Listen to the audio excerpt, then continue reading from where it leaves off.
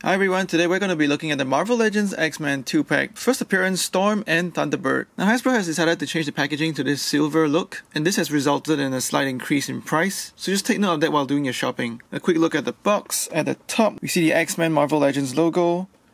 Moving on to the bottom, a couple of warnings in different languages. And onto the side, we see artwork of Thunderbird. Moving on to the back, Hasbro has decided to remove the character descriptions, and in place we see a bigger zoomed-in artwork of both characters. I think the artwork is great, with very good elements of lighting and shading on their faces, as well as the electricity effects on Storm. And onto the other side, we see artwork of Storm. So let's go ahead and get them open.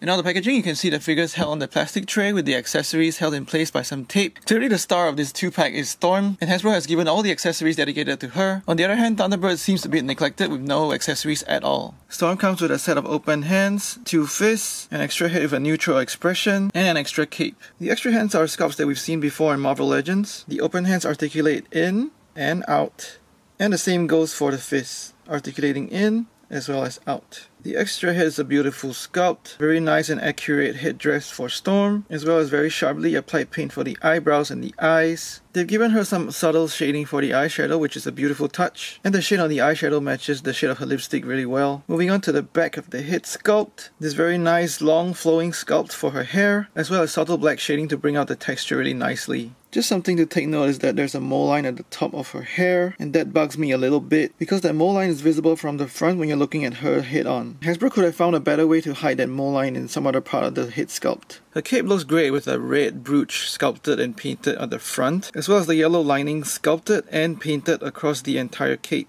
Taking a closer look at the cape, you can see that the lining is actually sculpted and then painted in yellow. Very sharply applied paint applications all over the cape, even on the back. So this is really impressive work from Hasbro in executing the look for this cape, and I also like the glossy black plastic that they use for the finish. So we can go ahead and pop off her default head, removing her floating cape. The cape is a little tight around her neck, and putting on her neutral cape. Again, this is also tight around her neck, and popping on her neutral head.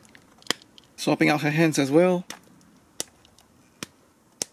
So this is how she looks in her powered down mode, with a resting cape, a neutral head sculpt, and her alternate hands without the electricity effect. So let's take a closer look at Storm in her default configuration right out the box. Zooming in on her head sculpt, I think that Hasbro has done a phenomenal job over here. They managed to capture the fury of the weather goddess in her powered up mode, with her hair flying dramatically as she summons the winds. Likewise, we see very beautifully sculpted detail on her face, as with the neutral head, and very sharply applied paint for her eyebrows, her eyes, her eye makeup, as well as her lipstick. And she's also given her iconic headdress. There's a bit of excess plastic over here, which I will trim off with a pair of clippers. So I fixed the headgear and now it looks as it should. I will say though that the white paint for her gritted teeth was not executed so well. As you can see, it's not painted fully across the teeth in her mouth. So right now it has a little of the buck tooth effect. Turning her around down her side and her back of her head sculpt. Again, we see very great sculpting for the hair, and the sculpting and her texture of her hair is brought out by the subtle black wash. Very nice sculpting of the hair to show how it's flailing in the wind. Onto the top, we don't see the same mole line as the neutral head, probably because Hasbro has assembled the entire hair from a couple of pieces so they can hide the mole line. Moving down to a cape, again it's well executed with the red brooch as well as the yellow lining sculpted and painted all over. Hasbro has used the same glossy black plastic, and that is consistent all over the figure from her bodysuit to her wrist gauntlets, as well as her thigh-high boots. The general sculpt of the cape is great to show that it's floating in the wind as Storm summons her powers, and the floating effect of the cape is well executed with the rolls in the fabric. The yellow paint on the lining may not be so sharp on some parts of the cape, but it doesn't bother me too much. Moving on to the back, again you see the cape spread out and flailing in the wind. A closer look at the top of her bodysuit beneath the cape. The straps on her shoulders are actually sculpted on, so that's a very nice touch for the straps on her shoulders as compared to what we've seen before on Mary Jane, where her tank top was just painted on without any sculpting for the straps. Moving on to her arms, you can see she's got fairly nice muscle tone. Hasbro has given her some new elbows, and this is an issue among a couple of collectors that I read about online. There's no doubt that the elbows are kind of ugly, but they do give you the additional range of motion, so she gets more than 90-degree bend at the elbow. Comparing this with the Punk Storm, you can see that she actually has more range of motion, but the exposed elbow joint really breaks up the sculpt. It looks kind of ugly from the side. So does this elbow joint actually work for you, or do you think it's just really ugly? Let me know in the comments below. well. The electric blast effect on her hands are really well executed. It's made from a blue transparent and soft plastic. This catches the light really well and looks convincingly like electricity. The hands are painted a brown skin tone, and that matches the brown plastic on her arms really well. The paint is applied correctly at the fingertips, so it transitions nicely into the electrical effects. Again, on the other side, it's similarly well done. The paint having a nice fade from her fingertips to the electricity effect. Moving on to her lower torso, it's sculpted in a black glossy plastic. There is a very slight difference in tone of the glossy black from the upper torso to the lower torso, but that doesn't bother me too much. A nice sculpted ring that's painted in yellow as well over here. The brown flesh tone painted on the sides of her lower torso, which is a good match to the skin tone on her legs and her arms as well. And moving on to the back, this is how her lower torso looks like behind the cape. Again, very nice and evenly painted brown skin tone on the back as well. Moving on to her legs, they're sculpted in the same black glossy plastic with the paint applications for her skin tone around her thighs as well as the holes over in her boots. There's a bit of excess plastic over here on my copy. Looking down the sides as well as the back of her thigh-high boots. She's given heels for her feet, and I'm not sure they're so well executed. I don't really like the heels on Marvel Legends because they affect the stability of standing the figure up, and the way that the peg goes into the shoe makes for a very strange ankle pivot that doesn't really pivot as much as it swivels. So do you like or hate heels on your Marvel Legends? Let me know in the comments below. Here's a quick side-by-side with Punk Storm. You can see the skin tones are just slightly different between the two figures. So even though the skin tones are different, it's only just slightly noticeable. The ball packs are the same size, so the heads are swappable. And I actually really like how the mohawk looks on this body. And of course the hands are swappable onto the Punk Storm to give her a gloves-off look. Moving on to articulation, Hasbro has gone back with the ball and disc joint for her neck, so she goes left and right. Obviously not the 360 because of her hair. You can tilt her head left and right a little bit as well. She looks down that much, but not that much upwards because of her hair. She's got swivel hinge shoulders that go back that much as well as up that much. Hindered by the cape, the hinge moves out that much, which is pretty impressive. Swivel at just above the elbow. Elbow bend past 90 degrees, but as I mentioned earlier, the elbow joint looks a little ugly from the side. Wrist swivel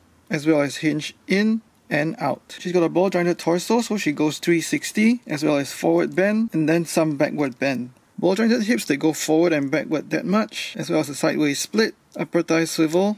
Double jointed knees that go past 90 degrees but not all the way up to her butt. No calf swivel, but her ankles go down that much as well as up that much. And lastly, the awkward ankle tilt that comes with heels, tilting outwards as well as inwards. So she's got a good range of articulation and you can get her into very nice poses. But the articulation is really let down by her heels as well as the strange ankle tilt in her feet. So she can't really hold wide stances very well. On the other hand, she looks pretty okay in a standing vanilla pose or reaching up to the skies to summon the lightning. So if you want to get her into more dynamic poses, you should use a flight stand. Moving on to Thunderbird Scout, because he sadly comes with no accessories. He's got a suitably stern expression on his face with the furrowed brows as well as the sharply applied paint for his eye mask as well as his eyes. He's got glossy red paint on his headband, which is actually a little too glossy for my liking because it doesn't really match the tone of red on his mask. Onto the sides and the back, you see he's got a nice wavy hair sculpt, but there's no wash added to it, so it's just a flat black. Now here's a pleasant surprise on the back of the head sculpt. They've sculpted the feather head piece and painted it white and brown, so that's a nice touch. Definitely wasn't expecting this when looking at the figure from the front in the box. Onto his torso, he's got a bird pattern painted in red. Strangely, the tone of red on his upper torso is a bit different from that on his abdomen. Moving on to his arms, he's got some frills on his sleeves, and from some angles you can see the skin tone peeking out from above the frills, and visually that is a bit strange. You might need to push the frills higher on his arm to cover up the flesh. He's got golden gauntlets on his wrists that are a separate piece, and strangely he has gripping hands, but he comes with no weapons, so Hasbro should have actually given him some fists.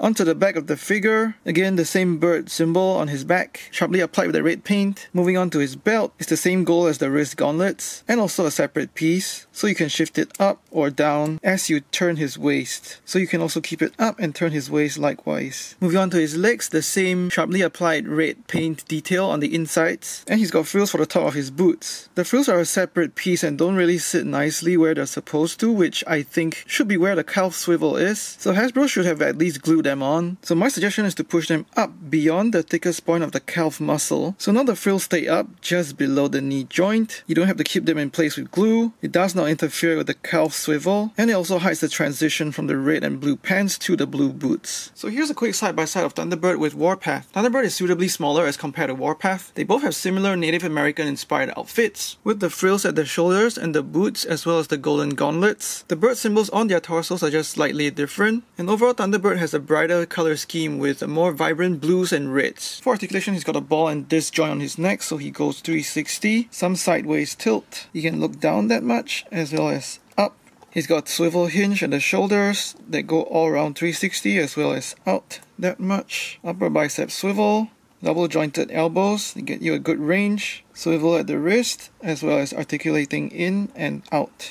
He's got an ab crunch forward as well as backward. 360 swivel at the waist. Ball jointed hips that go forward pretty well but not much backwards because of his butt, as well as a little bit of the sideways split. Upper thigh swivel that goes 360. Double jointed knees that go that far, slightly hindered by his frills. He's got a calf swivel. Very good ankle tilt down as well as up, and then ankle pivot outwards as well as inwards. So Thunderbird has the standard Marvel Legends articulation, and you should be able to get him into some very good dynamic poses. Size-wise, Storm stands at 6.5 inches or 16.5 centimeters, while Thunderbird stands at 6 3/4 inches or 17 centimeters. Here they are with some X-Men to create the giant-size X-Men comic cover. I don't really have that version of Cyclops, with a couple members of the Brotherhood of Evil Mutants, with Apocalypse and Mr. Sinister, a couple of other Marvel Legends like Spider-Man, Classic Iron Man, as well as the Mexico Stealth Iron Man, and a couple of figures from the G.I. Joe Classified series. Overall, I'm pleased with this set. Clearly Storm is the main star and Thunderbird is thrown in to make up the giant-sized X-Men team. For Storm, I have mixed opinions about her new elbows. It gives greater range of motion but looks bad when bent past 90 degrees. I also wish Hasbro would come up with a better way of executing heels, because right now, the ankle pivot does not work as it's supposed to, and the figure balances very poorly when put in wide action stances. Apart from that, Storm gets two phenomenal head sculpts, a superbly executed iconic outfit, and a good bunch of accessories like the electrified and normal hands, and the floating and vanilla capes for fantastic display options. Moving on to Thunderbird, Hasbro have neglected him by giving 0 accessories. He should have minimally got extra interchangeable fists on top of gripping hands. The frills on his sleeves and boots aren't that well executed, but with some fiddling, they look the part. Still, Thunderbird is a nice enough action figure, and I'm glad to complete the classic giant-sized X-Men team. So in summary, I can strongly recommend this set for X-Men fans. Please like and share this video. Let me know in the comments what you think of Storm's elbows and heels, or how Thunderbird nicely completes the classic X-Men team. Finally, please subscribe to my channel for more action figure reviews. Thanks for watching, take care and stay safe.